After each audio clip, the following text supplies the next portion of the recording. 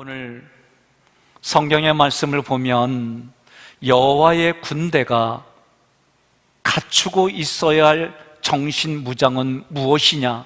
한마디로 하나님이 나와 함께 하신다라는 말씀이에요. 2018년도 12월 둘째 주에 하신 말씀이 오늘 코로나 바이러스 감염증 19로 인해서 고민하고 염려하고 두려워하는 마음이 저에게도 있었습니다. 처음부터 지금과 같이 예배를 드리겠다는 생각을 갖지 못했어요. 전염병이기 때문에. 그래서 저와 교육자들은 하나님이 부르신 곳에 목숨도 내놓겠다는 마음이 있지만 우리 장로님들에게 장로님들만이라도 나오셔서 폐쇄된 교회의 예배의 자리는 지킵시다. 그럴 때 우리 장로님들의 반응은 아내와 같이 와서 함께 예배드리며 힘을 보태겠습니다. 그리고 2주 후에 전교인이 함께 예배를 드리며 이제 6월 달부터 새벽 기도회도 정상적으로 진행을 했습니다. 제가 지난주에 어린이집을 운영하는 사모님을 만나게 됐습니다. 사진을 하나 보여주는데 어린애가 코가 입에까지 쭉 흘러나오는 거예요. 그래서 걱정돼서 사모님이 전화를 한 거예요. 아이가 감기 걸렸으니 집에서 자가격리 해달라고. 선생님, 온도 재봤습니까? 예, 재보니까 정상인데. 그럼 거기서 데리고 있으세요. 아니, 세상의 사람들도 믿음을 가지고 어린이집에 맡기더라고요. 선생님들은 걱정돼서 전화를 했는데 오히려 연락하지 않으면 데리고 있으라는 거예요. 식당에 가봤습니다. 모든 데가 그러진 않겠지만 1m 방역을 하며 먹을 때마다 마스크 벗고 마스크 쓰는 거 지금까지 본 적이 없어요. 그들에게 믿음이 있더라고요. 이렇게 먹어도 살 수 있다는 거예요. 찻집에 가봤습니다. 1m 지키기는커녕 마스크 다 벗고 조잘조잘 제잘 짹짹 그러면서 마스크는 쓰지 않고 차 마시는 거예요. 세상에도 그렇게 믿음을 가지고 하는데 오히려 우리는 믿음을 가지고 두려워해요. 오늘 말씀을 드리면서 내가 무엇 때문에 두려워하는지, 두려워하는 근본이 무엇인지, 그것을 해결해 주시는 하나님의 말씀은 어떻게 말씀하는지 믿음의 탐대함으로 하나님을 기쁘게 하는 여러분과 제가 되기를 주님의 이름으로 축원합니다. 하나님께서 이스라엘 백성들이 애굽에서 나올 때에 출애굽기 12장 41절에 하나님의 군대다라고 선포했어요. 하나님의 군대라면 훈련을 받고 전쟁에서 승리할 수 있는, 누가 보더라도 객관적으로 전력상 그런 모습이 들어야 되는데 이스라엘 백성은 아무리 사람의 눈으로 봐도 오합지졸이에요. 그런데도 하나님의 군대라고 불렀습니다. 구원받은 하나님의 백성은 하나님의 군대라고 성경이 말합니다. 하나님의 군대는 하나님의 나라를 위해서 싸우는 군대입니다. 민수기에서는 지난 한 해 동안 민수기의 말씀을 가지고 군대로 나를 불러주셨고 훈련은 어떻게 해야 되는지 말씀을 통해 우리는 은혜를 받았습니다. 이스라엘 사람들 중에 20세 이상 되는 남자들은 군대로 계수하여 군대로 진영을 갖추고 가나안을 향해 진군하도록 하셨습니다. 하나님의 백성은 군대처럼 하나님의 명령에 따라 하나님을 위하고 하나님의 나라를 위하여 하나님의 영광을 위해 싸우는, 그리고 하나님이 약속한 땅으로 향해 가는, 전진해 가는 사람들을 하나님의 군대라고 불러주시는 거예요. 오늘 그 하나님의 군대가 정신적으로 갖춰야 될 무장이 뭘까? 다시 말하면 하나님의 군대가 가져야 할 군기가 어떤 것일까? 그 핵심은 1절부터 4절까지 하나님이 함께 하신다라는 믿음을 가지라는 거예요. 하나님이 함께 하신다는 믿음을 갖는 여러분과 제가 되기를 바랍니다. 1절 말씀에 내 하나님 여호와께서 너와 함께 하신다. 전쟁하러 나갔더니 싸우려 하는 적군의 말이 많고 그들에게 병사가 많고 그것 때문에 우리는 두려워하는 마음을 갖지 말라는 거예요. 두려워하는 마음이 하나님이 주시는 게 아니에요. 하나님이 너와 함께 하시면 너를 위해서 싸워주시고 너를 위해 싸워주시는 그 싸움이 이기게 해주시는 하나님의 은혜가 함께 있다라고 믿으라는 거예요. 신명기 20장 4절 말씀을 함께 봉독합니다. 너희 하나님 여호와는 너희와 함께 행하시며 너희를 위하여 너희 적군과 싸우시고 구원하실 것이라 할 것이며 아멘. 왜 하나님의 군대가 정신무장을 해야 되는데 정신무장하는 내용이 함께 하시는 믿음이냐 말이에요. 왜 하나님이 함께 하시는 믿음이 정신무장의 핵심이냐 질문하는 겁니다. 하나님이 함께 하시면 하나님의 군대가 어디를 가든지 어디에 있든지 형통하기 때문입니다. 창세기 39장 2절로 3절 한 목소리로 봉독합니다. 여호와께서 요셉과 함께 하심으로 그가 형통한 자가 되어 그의 주인 애굽 사람의 집에 있으니 그의 주인이 여호와께서 그와 함께 하심을 보며 또 여호와께서 그의 범사에 형통하게 하심을 보았더라. 아멘. 몇 년 전에 어느 성도가 저에게 한 말에, 목사님은 설교가 지적인 설교가 아니에요. 책들을 인용하고 책에 나온 예화들을 인용하고 그래서 우리의 지식을 풍성하게 해주고 그런 게 아니라는 거예요. 그 말 들으니까 은근히 여기가 불편해요. 불편한 것이 위로 올라올기 바로 직전에 이런 말을 해요. 지적인 설교는 아는데 하나님이 함께 해주시는 설교예요.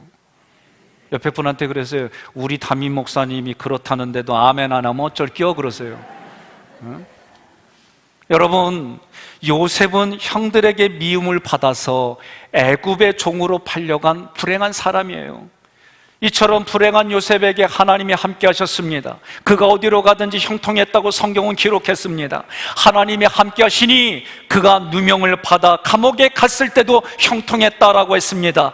결국 형통하신 하나님이 그를 총리 대신으로 만들어 그 나라를 살려주셨습니다. 에스더라고 하는 여인은 전쟁 중에 부모와 형제를 잃은 전쟁 고아예요. 그런 고아에게 하나님이 함께 해주시니까 황후가 되어 이스라엘 백성이 어려울 때 민족을 구원하는 일을 했습니다. 다니엘이 전쟁의 포로로 잡혀갔습니다. 하나님이 함께 하시니 그가 제상이 되었습니다. 하나님이 함께하는 사람은 하나님의 얼굴이 되어 하나님의 대행자 역할을 하는 줄로 믿으시기를 바랍니다. 사도행전 10장 38절 함께 봉독합니다. 하나님이 나사렛 예수에게 성령과 능력을 기름 붓듯 하셨음에 그가 두루다니시며 선한 일을 행하시고 마귀에게 눌린 모든 사람을 고치셨으니 이는 하나님이 함께 하셨음이라. 아멘. 하나님이 예수님과 함께 하셔서 예수님이 두루다니며 선한 일을 하셨다는 거요. 선한 일이라고 하는 것은 히브리어 가마를 번역한 단어예요. 이 뜻은 충분히 분배하다, 적절하게 분배하다라는 뜻이요. 하나님이 함께 하심으로 생명의 양식을 충분히 분배하셨다 그 말씀이에요. 오늘날도 하나님이 함께하는 사람은 진리의 말씀을 통해 진리의 말씀으로 마귀에게 눌린 자들을 고치는 줄로 믿으시기를 바랍니다. 마귀는 비진리에 있는 사람이에요. 비진리를 전하는 사람이에요. 비진리의 역할을 감당하는 거예요. 그것이 마귀의 뜻입니다. 그러나 그 마귀를 진리의 말씀을 가지고 진리가 너희를 자유케 할지니라, 진리의 말씀을 가지고 무엇이 죄인지 알게 해주시는 하나님의 은혜가 임하고 전하는 일을 하는 거예요. 저는 작년도에 우리 교회에 출애굽기 말씀을 세미나로 했어요. 그리고 그 말씀을 장로님들과 그리고 부교육자들이 모든 교사들에게 공급해 줬어요. 전달해 줬어요. 여전히 속회에서 속장님들이 또 올 한 해에도 우리 교회 30대, 40대를 중심으로 20년 후의 미래를 준비하며 그들에게 말씀을 공급하고 우리 마음의 양식을 위해서 내적 인지 대화법 이러한 부분들을 계속해서 진행할 거예요. 마음의 밭을 가꾸어서 말씀의 씨가 떨어지면 30배, 60배, 100배의 열매를 맺고 그 말씀이 진리가 되어져서 비진리에 속한 사람들을 구원하고 소생케 하는 줄로 믿습니다. 마태복음 28장에 하나님께서 예수님을 통해 약속하신 것은 내가 세상 끝날까지 너희와 함께 있으리라. 아멘. 하나님이 함께 하시는데 어떻게 함께 하시느냐? 나와 함께 멍에를 메시겠다는 거예요. 여러분, 목사가 왜 이스토를 맵니까? 이스토는 한마디로 말하면 멍에라는 거예요. 이 멍에라고 하는 것은 유대인들에게 있는 멍에는 어떤 것일까? 먼저 마태복음 11장 29절로 30절 교독합니다. 나는 마음이 온유하고 겸손하니 나의 멍에를 메고 내게 배우라. 그리하면 너희 마음이 쉼을 얻으리니.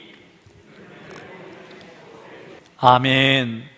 여기서 멍에는 두 마리의 소를 함께 묶어주는 거예요. 목이나 어깨에 큰 나무로 두 마리가 한 곳으로 같은 방향으로 가게 하는 거예요. 이럴 때에 한 소는 숙련된 소예요. 하나는 생짜박이 소요.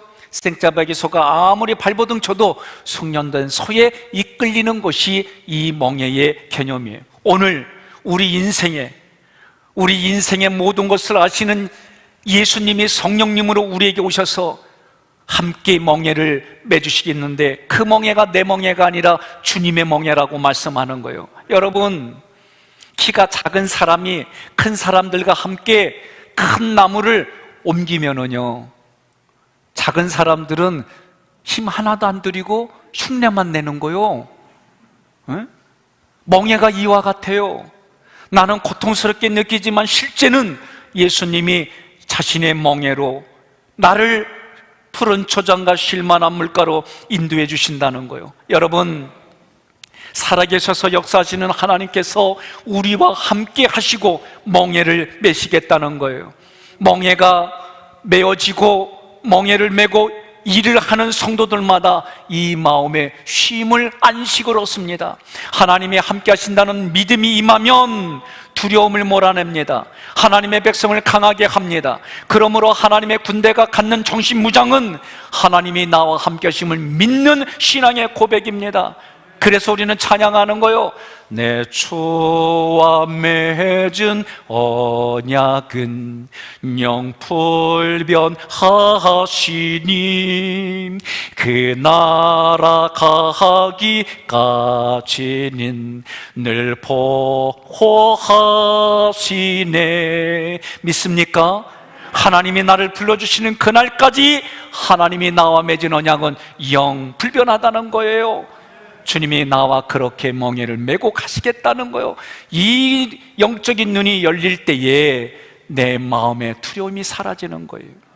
5절로 9절 싸움에서 면제되는 4가지 경우를 기록했어요. 5절에 새 집을 건축하고 낙성식을 행치 못한 자는 집으로 돌아가라. 6절 포도원을 만들고 그 가시를 먹지 못한 자는 집으로 돌아가라. 7절 여자와 약혼하고 그를 취하지 못한 자는 집으로 돌아가라. 8절 두려워서 마음이 허약한 자는 집으로 돌아갈지니라. 아멘. 전쟁 때문에, 기근 때문에, 전염병 때문에 마음에 두렵다는 것은 성경이 말하기를 허약한 사람이다라고 말하는 거예요. 저는 오늘 이렇게 예배드리기까지 쉽게 결정하고 쉽게 말한 게 아닙니다. 저도 염려가 있었습니다. 두려움이 있었습니다. 어떻게 해야 될까? 전염병이니까 일단은 폐쇄하고, 그래도 그 예배 시간에는 예배를 드리는 일을 하면서 하나님 앞에 기도하고 어찌하오리까? 이 전염병 중에서도 하나님께 예배 드릴 수 있는 방법을 어찌하오리까? 경기연에서 왔어요. 제가 경기도 도지사가 예배를 드릴 수 있는 방침 5가지를 보고 이렇게 하면 되겠구나. 비말이기 때문에 마스크만 하면 80%가 해결받는다. 뉴스에 나왔어요. 손소독만 하고 1m만 있으면 100%에 가깝게 이건 해결된다. 이미 뉴스에 나왔어요. 그래서 세상 사람들도 믿음을 가지고 식당에 가서 마스크 벗고 맛있게 먹고, 세상 사람들도 믿음을 가지고 찻집에 가서 짹짹 조잘조잘하며 얘기하는데, 우리는 믿음을 가지고 왜 두려워하며 이 자리에 못 나오는 겁니까? 저는 여러분에게 간절히 말합니다. 처음부터 저도 이렇게 말 못했어요. 왜? 염려스럽고 두렵기 때문에. 오늘 1부, 2부 예배 드리고 나서도 잠깐 쉬는 사이에 이렇게 선포한 다음에 확진자가 생기면 어떡하지? 이 마음도 올라오는 거예요. 그럴 때마다 발로 밟고 말씀을 가지고, 두렵게 하는 것은 하나님이 주시는 마음이 아니야. 하나님이 주시는 마음은 능력과 소망과 희망이야. 하나님의 말씀대로 다시 선포하는 거예요. 5절부터 8절까지 왜 이런 사람들은 전쟁에 임하지 말고 집으로 돌아가야 되느냐? 전쟁에 임하는 자는 모두가 싸움에 집중할 수 있어야 되고 헌신된 자들이어야 되는데, 마음에 다른 것이 빼앗긴 자는 전쟁에 참여할 수 없다는 거예요. 이것을 신약으로 표현하면 디모데후서 2장 4절의 말씀입니다. 함께 봉독합니다. 병사로 복무하는 자는 자기 생활에 얽매이는 자가 하나도 없나니 이는 병사로 모집한 자를 기쁘게 하려 함이라. 아멘. 하나님이 우리를 병사로 모집했어요. 하나님을 기쁘게 하는 자는 믿음이 없이는 할 수 없다고 그랬습니다. 믿음이 있는 자는 믿음에만 머무르면 안 돼요. 믿음의 덕을 덕에, 지식을 지식에, 절제를 절제에, 인내를 인내에, 형제의 형제의 경건우애를, 사랑을 더하라는 이 말씀으로 우리가 무장해야 됩니다. 여러분, 모일 때에 전염병이기 때문에 자기 위생관리해야 되는 거예요. 누가복음 9장 62절에 예수님께서 이르시되 손에 쟁기를 잡고 뒤를 돌아보는 자는 하나님 나라에 합당하지 아니하니라. 아멘. 구원받은 성도들은 나를 위해 사는 게 아니에요. 우리가 신앙생활하는 것은 나의 자아 실현을 위해서 신앙생활하는 게 아니에요. 예수님이 죽고 내가 살았다면 이제부터 나의 고백은 내가 죽어서 예수님이 살아 역사하는 인생을 사는 줄로 믿으시기를 바랍니다. 이것이 삶의 목적이어야 됩니다. 이것이 하나님의 군대의 목적이 되어야 됩니다. 예수 그리스도가 우리를 위하여, 나의 죄를 위하여 대신 죽으신 목적은 주님을 위해 사는 하나님의 군대로 만드는 거예요. 고린도후서 5장 15절 함께 봉독합니다. 그가 모든 사람을 대신하여 죽으심은 살아있는 자들로 하여금 다시는 그들 자신을 위하여 살지 않고 오직 그들을 대신하여 죽었다가 다시 살아나신 이를 위하여 살게 하려 함이라. 책임자들은 또 백성에게 말하여 이르기를 두려워서 마음이 허약한 자가 있느냐? 그는 집으로 돌아갈지니 그의 형제들의 마음도 그의 마음과 같이 낙심될까 하노라 하고. 아멘. 두려운 마음 있는 사람은 성경은 허약한 자라고 얘기를 하는 거예요. 여러분, 정말 자기가 가지고 있는 병 때문에 자가격리할 수밖에 없고 이 자리에 나오지 못하는 분들도 있습니다. 그러나 그것이 아니라 전염병이 두려워서 그 두려움 때문에 여러분 자기 자신을 위축한다면 오늘 저는 간절히 간곡하게 강력하게 말하는 거예요. 이제 코로나는 사라지지 않습니다. 바이러스는 사라지지 않습니다. 이제는 이 바이러스가 우리 생활의 일상적인 거다라고 생각하고 하나님 앞에 기도하며 영적인 무장을 하고 육신의 건강을 위하여 여러분들이 최선을 다하는 가운데에 신앙생활을 해야 되는 시간에 와 있습니다. 내가 건강한데도 두려워 있다면 성경은 한마디로 말하는 거예요. 허약한 자라는 거예요. 육신도 운동을 해야 건강해지는 거예요. 마음도 좋은 것을 보고 마음의 훈련을 해야 마음이 담대해지는 거예요. 영적인 것도 마찬가지예요. 하나님의 말씀이 들어오면 그 말씀을 통해 우리의 마음의 두려움이 사라집니다. 우리 마음의 불신이 사라집니다. 두려워하는 사람은 전쟁에 나가지 못했습니다. 왜냐하면 그 두려움 때문에 마음이 허약해지고 전쟁에서 먼저 패하는 모습이 되기 때문에 그러는 거예요. 두려움은 하나님이 주신 것이 아닙니다. 두려움은 하나님을 신뢰하지 못하게 하는 거예요. 디모데후서 1장 7절 함께 봉독합니다. 하나님이 우리에게 주신 것은 두려워하는 마음이 아니요 오직 능력과 사랑과 절제하는 마음이니. 아멘. 두려움을 가지고 있으면 두려움 때문에 형벌을 받는다 그랬어요. 어떤 형벌입니까? 두려움이라는 형벌을 받는다 그러는 거예요. 요한일서 4장 18절 함께 봉독합니다. 사랑 안에 두려움이 없고 온전한 사랑이 두려움을 내쫓나니 두려움에는 형벌이 있음이라. 두려워하는 자는 사랑 안에서 온전히 이루지 못하였느니라. 아멘. 실패를 두려워하는 자에게는 실패가 형벌로 온다는 거예요. 질병과 두려움을 두려워하는 자에게는 질병과 죽음이 형벌로 온다는 거예요. 욥은 자기가 두려워하는 것이 자기에게 형벌로 임했다라고 고백했어요. 욥기서 3장 25절 함께 봉독합니다. 내가 두려워하는 그것이 내게 임하고 내가 무서워하는 그것이 내 몸에 미쳤구나. 아멘. 여러분, 심판을 두려워하면 그 마음의 심판이 형벌로 두려웁니다. 요한계시록 21장 8절에 그러나 두려워하는 자들과 믿지 아니하는 자들과 흉악한 자들과 살인자들과 음행하는 자들과 점술가들과 우상 숭배자들과 거짓말하는 모든 자들은 불과 유황으로 타는 못에 던져지리니 이것이 둘째 사망이라. 아멘. 둘째 사망의 또 다른 표현은 허약한 자가 되는 거예요. 영적으로 허약한 자가 되어서 여러분 살기를 원하십니까? 마음에 허약한 자가 되어 살기를 원하십니까? 육신의 두려움에 잡혀서 살기를 원하십니까? 아닙니다. 예수님은 우리에게 삶을 주셨어요. 우리에게 영원한 생명을 주셨어요. 믿음으로 여러분 이기시를 주님의 이름으로 축원합니다. 저도 처음부터 이런 믿음이 있었던 게 아니에요. 두려웠어요. 염려했어요. 조금 전에도 이렇게 말하고 곰곰이 쉬는 시간에 이렇게 되고 확진자가 일어나면 이런 마음이 저도 모르게 자동적으로 올라와요. 하나님이 주시는 마음이 아니라는 거예요. 주님이 주시는 마음은 믿음입니다. 주님이 주시는 마음은 소망입니다. 주님이 주시는 마음은 사랑입니다. 여러분, 둘째 사망으로 이 땅을 살아가지 않기를 주님의 이름으로 축원합니다. 저는 우리 장로님들이 참 고마워요. 정말 고마워요. 같은 여러 가지 의논을 하고 성도들의 염려들도 다 같이 고민을 하고 말하고, 그럼에도 불구하고 최종 결정은 목사님이 하시는 겁니다. 이러니까 진짜 함부로 결정하는 게 두려워요. 하나님께 기도할 수밖에 없어요. 하나님, 이런 상황에 어떻게 해야 됩니까? 하나님, 이런 상황에 어떤 결정을 내려야 됩니까? 주님, 이런 문제로 가지고 왔는데 저는 지혜가 부족합니다. 하나님, 어떻게 해야 됩니까? 끙끙 앓고 그것 때문에 고민하는 가운데 하나님이 하시는 말씀을 그대로 전달하는 거예요. 전달하고도 때로는 염려가 올라와요. 그것이 저의 모습이에요. 그렇기 때문에 더 하나님께 무릎 꿇고 기도하는 거예요. 사사기 7장 13절로 14절 함께 봉독합니다. 기드온이 그곳에 이른즉 어떤 사람이 그의 친구에게 꿈을 말하여 이르기를, 보라, 내가 한 꿈을 꾸었는데 꿈에 보리떡 한 덩어리가 미디안 진영으로 굴러 들어와 한 장막에 이르러 그것을 쳐서 무너뜨려 위쪽으로 엎으니 그 장막이 쓰러지더라.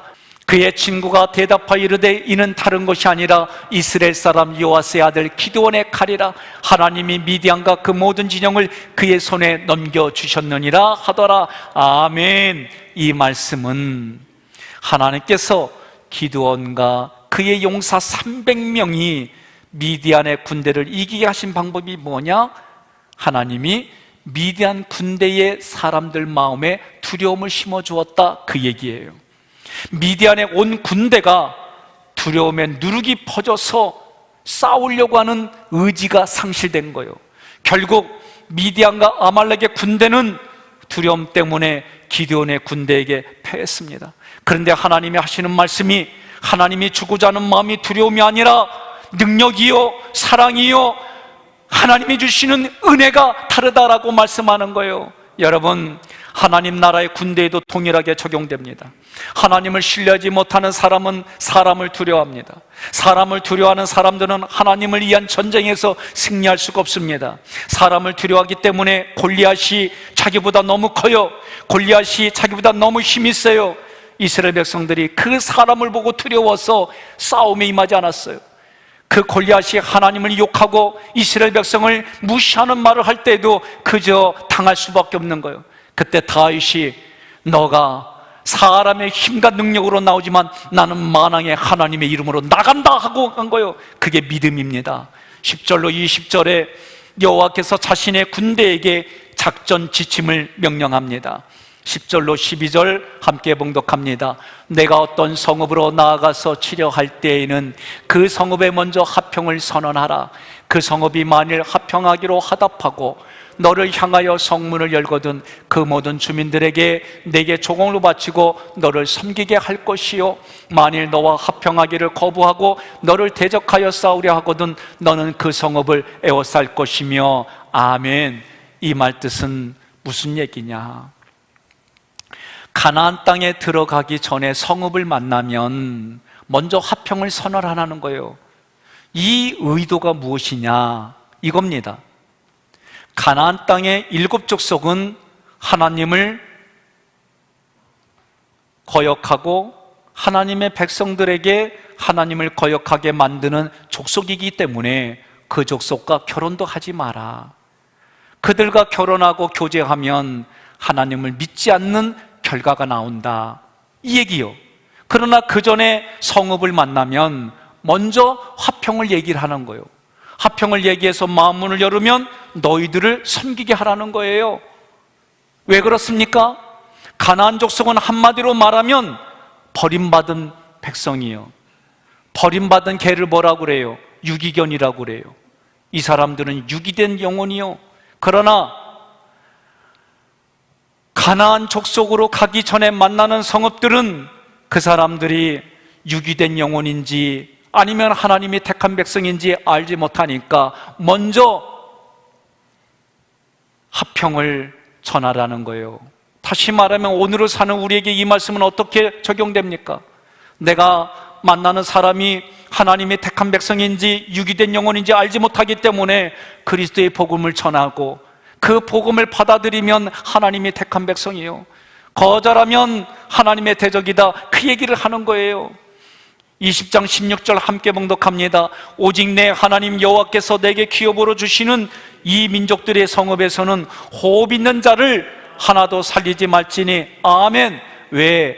하나님이 기업이신데, 하나님이 주시는 땅이 기업인데 이 기업을 기업으로 운영하지 못하게 하니까, 하나님을 하나님으로 섬기지 못하게 하니까 가나안 족속을 다 진멸하라, 그 얘기를 하는 거예요. 여러분, 가나안의 족속들은 한마디로 버림받은 영혼인데 그들이 하는 역할은 사단의 도구의 역할을 해요. 하나님의 백성들을 오염시켜요. 그러니 하나님이 너희가 살고 싶거든 하나님만 믿는 삶을 택하라는 거예요. 18절 함께 봉독합니다. 이는 그들이 그 신들에게 행하는 모든 가증한 일을 너희에게 가르쳐 본받게 하여 너희가 너희의 하나님 여호와께 범죄하게 할까 함이니라. 아멘. 하나님께 범죄하면 죽음밖에 없는 거예요. 하나님께서 그들을 진멸하신 이유가 사사기에 또 나옵니다. 사사기 3장 5절로 6절 함께 봉독합니다. 그러므로 이스라엘 자손은 가나안 족속과 헷 족속과 아모리 족속과 브리스 족속과 휘 족속과 여부스 족속 가운데 거주하면서 그들의 딸들을 맞아 아내로 삼으며 자기 딸들을 그들의 아들들에게 주고 또 그들의 신을 섬겼더라. 아멘. 하나님이 이걸 아셨기 때문에 그들과 교제하지 말라고 한 거예요. 오늘날도 하나님의 백성을 오염시키는, 그래서 사단의 도구로 쓰임받는 사람들이 있어요. 이들은 하나님의 백성을 실족해 합니다. 하나님의 자녀들의 영혼을 병들게 합니다. 그들을 악의 도구로 쓰임받게 합니다. 그런 내용들이 실제적으로 어떤 거냐? 교회 내에서 목회자를 헐뜯습니다. 성도들을 비방합니다. 부정적인 말과 불신앙적인 말들을 통하여 교회를 분열시키고 성도들을 오염시키는 거예요. 저는 아무리 생각해도 이런 생각이 들어요. 우리 교회에서도 내가 생긴 것부터 시작해서 말하는 스타일부터 설교부터 많은 것들이 마음에 안 들어서 얘기가 나올 만한데 안 들려. 제가 뒤에 있는 김 목사님 보면서 제가 다 좋겠어요? 불편하고 원망적인 게 있을 것 같아요. 그런데도 지금까지 그런 모습을 저에게 보였고 다른 사람을 통해서 들린 적이 없어요. 원로 목사님께 목사님 미주알 고주알 여쭤봤더니 미주알 고주알 얘기하는 거 하나도 얘기 안 해주고 자료집 잘 봐, 그리고 그냥 가셨어. 방장로님 어떤 사람이요, 홍장님 어떤 사람이요 물어보기도 전에 그냥 가셨어요. 그리고 저한테 하는 얘기가 네가 알아서 경험해, 그러는 거예요. 그러니까 나는 몰라요. 그래서 나한테 잘해주는 분은 원로 목사님께도 잘해주는 분이겠구나. 옆에 분한테 그래서 아멘 안 하면 어쩔 거예요. 예? 나한테 대드는 사람은 원로 목사님께도 대들었겠구나. 저는 그런 기준이 있어요. 옆에 분한테 그래요. 나 때문에 산디야 그러세요. 여러분, 때로는 이런 생각이 들 거예요. 아니, 저 허상은 허구한 날 귀신은 뭐 하나 잡아가지도 않고, 그런 생각하면 귀신이 그 사람만 잡아가요. 왜 하나님께서 교회 안에 사단의 도구로 쓰임받고 사람을 아프게 하는 사람을 그 안에 놓았을까? 그래서 공간복음서에서 뭐라고 그래요? 하나님, 여기 보리 열매가 많이 맺은 곳에 뜸부기가 있는데 이거를 뺍시다. 하나님이 냅두라는 거예요. 보리 이삭까지 상처받을까 봐 냅두라는 거예요. 왜 냅둬야 되는지 성경은 우리에게 이렇게 말하는 거예요. 그들을 통해서 하나님의 은혜를 가르쳐 준다는 거예요. 그들을 통해서 죄가 무엇인지 보여준다는 거예요. 그것을 통해서 왜 하나님의 은혜가 필요한지 가르쳐 주겠다는 거예요. 그래서 너희가 온전히 하나님만 의지하라는 걸 가르쳐 주기 위해서 때로는 내 삶의 고난과 고통에 뜸부기와 같이 사람을 아프게 하는 이들이 그렇게 곳곳에 있다는 거예요. 옆에 분에게 이렇게 인사하겠습니다. 나는 지뢰가 아니요 그러세요. 나는 하나님의 열매요 그러세요. 왜 이렇게 해라도 쳐다보지도 못하고 얘기도 안 하고 나만 봐요? 여러분, 결국은 가나안의 7 족속도 이스라엘 백성들에게 유익을 주기 위해서 허락하셨다라는 결론을 맺을 수 있는 거예요. 나에게 그 아픔도 하나님이 나에게 유익을 주시기 위해서 아픔도 허락하셨구나. 이런 마음을 가지면 여러분과 저는 하나님께 감사가 돼요. 그 사람을 위해서도 기도할 수 있는 근거가 생기는 거예요. 19절로 20절 말씀을 보면 무분별한 파괴를 하지 말라는 거예요. 19절 함께 봉독합니다. 너희가 어떤 성읍을 오랫동안 에워싸고 그 성읍을 쳐서 점령하려 할 때에도 도끼를 들러 그곳에 나무를 찍어내지 말라. 이는 너희가 먹을 것이 될 것이미니 찍지 말라. 들의 수목이 사람이냐? 너희가 어찌 그것을 에워싸겠느냐? 아멘. 열매를 맺는 과수를 도끼로 훼손시키지 말라. 이 말씀은 무슨 뜻일까? 열매를 맺는 과수는 한마디로 말하면 다른 사람들에게 영적인 진리의 말씀을 공급하는 자들을 말하는 거예요. 진리의 말씀을 전하고 가르치는 자들은 하나님 나라에 꼭 필요한 자들이다. 하나님을 기쁘시게 하는 자들이다. 이들의 마음을 상하게 하지 말라는 거예요. 저는 우리 15분의 장로님들이 많은 걸 고민하고 얘기를 합니다. 근데 우리 장로님들이 대표 장로님을 통해서 이런 저런 얘기들이 안 들어오게 차단을 해줘요. 그리고 어떤 일들이 잘 결정되고 나면, 끝나고 나면 그때서 이런 일들이 있었는데 목사님들이 이렇게 하셨네요. 참 감사해요. 저에게 스트레스 안 주려고 얼마나 애써주시는지 몰라요. 옆에 분한테 그러세요. 우리 수준이 이래 그러세요. 우리 성도님들도 마찬가지예요. 아니 들어올 만한데 안 들어와요. 그리고 물어보면은 뭔 말하는지 모르고 쉬우 그러고 지나가. 여러분, 알아도 모르는 척, 몰라도 아는 척하는 지혜가 우리들의 삶에 필요한 거요. 덕을 베푼다는 거는 잘해주는 것밖에 없어요. 그렇다고 해서 무조건 칭찬과 격려를 하라는 게 아닙니다.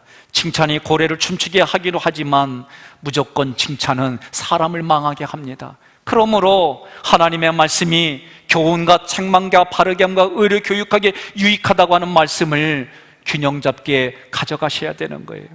여러분, 질투심과 시기심 때문에 열매 맺는 사람들 상하게 하는 거예요. 교회 온 지 얼마 안 됩니다. 열심히 헌신합니다. 출석도 잘합니다. 하나님께 구별된 물질도 드릴 줄도 알고 몸으로도 헌신을 잘합니다. 열심히 하는 분에게 말하는 거예요. 5년 전에 나도 그랬어. 10년만 지나봐. 여러분, 이거는 격려가 아니에요. 비아냥거리는 거고 함께 나가는 길을 막는 거지요. 오늘 우리 장로님들이 여러분들이 저에게 해줬던 것처럼 오늘 옆에 계신 분들에게 그런 일들이 하는 거예요. 칭찬받을 일 있으면 정말 칭찬해 주는 거예요. 저는 이웃이 땅을 사면 배 아프다는 얘기가 뭔지를 알았어요. 그거는 시기 질투인 줄 알았더니 해석이 그게 아니래. 그 말이 나올 당시에 농촌이 그 사람의 땅을 사면 축하해 줘야 되는데 축하해 줄 게 없으니까 배가 아파가지고 그 돈에다가 똥 싼다는 거예요. 그래서 거름을 줘서 도와준다는 거예요. 나 그 얘기 들으니까 앞으로 배 좀 많이 아파야 될 것 같아요. 해석이 이렇게 다른 거예요. 오늘 여러분들이 성경을 구속사 관점으로 들으면 살아가는 삶의 자리의 해석이 달라지는 줄 믿으시기를 주님의 이름으로 축원합니다. 여러분, 하나님께서 나를 가장 관심 있게 보는 곳이 어디냐? 외모가 아니에요. 우리의 마음이에요. 그래서 여자에게는 3개의 씨앗이 있는데 솜씨, 마음씨, 맵씨, 그 중에 제일은 마음씨라는 거예요. 1부하고 2부는요 남자분들이 다 아멘 했는데 오늘은 3부에서는 아멘 안 나온 거 보니까 집에 가서 알아서 하세요. 옆에 분에 그러세요. 나는 마음씨 좋은 여인과 살고 있어요. 남자분들만 하세요. 나는 이 세상에서 가장 마음씨 좋은 여인과 살고 있어요. 믿으시면 아멘 하십시오. 예, 이렇게 하는 거요. 이렇게 살아가는 거지. 머리끝부터 발끝까지 다 뜯어봐요. 고칠 거 투성이지요. 그렇게 서로 믿어주고 신뢰해주고 살아가는 거예요. 하나님께서 내가 어떤 마음을 가지고 예배를 드리는지, 아브라함이 이삭을 모리아 산으로 번제드리러 갈 때 한 손에 칼을 들고 한 손에 불을 들고 갔습니다. 그 칼은 사랑하는 독자라도 하나님께 드리겠다는 충성과 헌신의 칼이에요. 그 칼은 죽은 자라도 살리실 것을 믿는 의사와 같은 믿음의 칼입니다. 아브라함의 손에 있는 불은 하나님을 뜨겁게 사랑하는 헌신의 사랑의 불입니다. 이러한 마음을 하나님이 받으신 거예요. 그래서 아들을 잡으려고 할 때에 창세기 22장 12절에 내가 이제야 내가 하나님을 경외하는 줄을 아노라라고 하시면서 아들을 잡지 말라라고 하나님이 말씀하신 거예요. 레위기의 아론의 아들 나답과 아비후는 그 마음에 다른 마음을 품었어요. 하나님이 원하시는 불이 아니라 다른 곳에서 불을 가지고 분향하다가 죽임을 당했습니다. 그러므로 성경은 말하는 거예요. 레위기 10장 9절 함께 봉독합니다. 너와 너의 아들들은 성막에 들어갈 때 포도주나 독주를 마시지 말아라. 만일 너희가 마시고 들어가면 죽을 것이다. 이것은 너희 자손 대대로 지켜야 할 규정이다. 아멘. 어떤 분이, 술을 좋아하는 분이 저한테 그랬어요.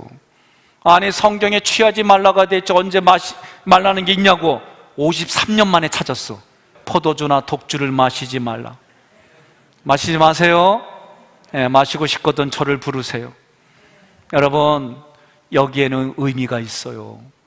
포도주와 독주를 마신다는 것은 하나님을 통해 하나님에 의해서 하나님의 방법으로 해결해야 되는데, 술의 기운을 빌어서 술의 방법으로 술의 태도로 해결하겠다고 하는 거기 때문에 영적으로 불신앙이고, 사람이 술을 먹고 술이 사람을 먹는 일들이 생겨서 알코올 중독으로 하는 거예요. 술 때문에 도덕 불감증이 생깁니다.